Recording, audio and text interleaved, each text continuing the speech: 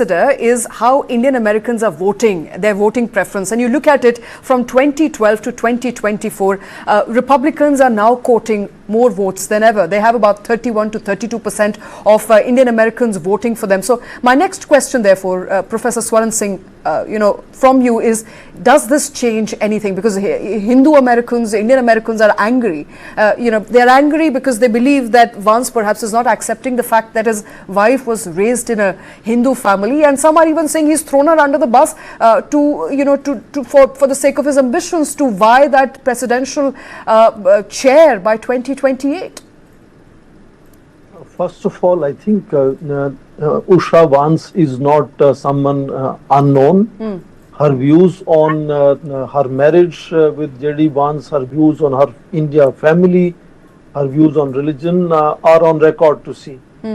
So that's something very clear. So I wouldn't venture to deal with the whole speculations about their marriage, and to some extent even avoid the idea of how J D Vance looks at Hinduism. I think that's something that the US Commission on International Religious Freedoms should be looking at. Absolutely. I'm expecting them to make a comment on this.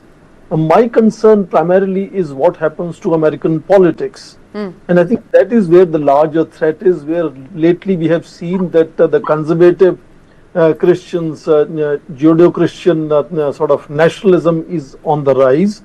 And they have often been the votaries of asking US state to declare Christianity as state religion.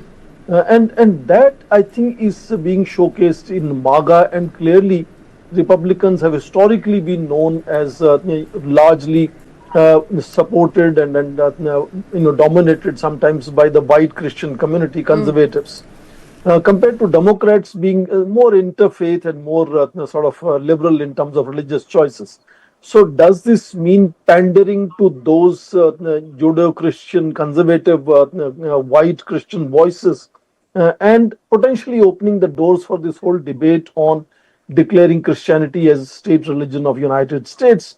I can understand his desperation about 2028 elections, and that has been also in news lately. In fact, during his travel to Asia, President Trump had again mentioned that he has competent people, indicating to J D Vance and Marco Rubio as people who would actually be contesting 2028 elections. But I think this is really myopic way, because as you mentioned, traditionally the Indian American community was largely seen leaning towards Democrats, has gradually also expanded their support to the Republicans.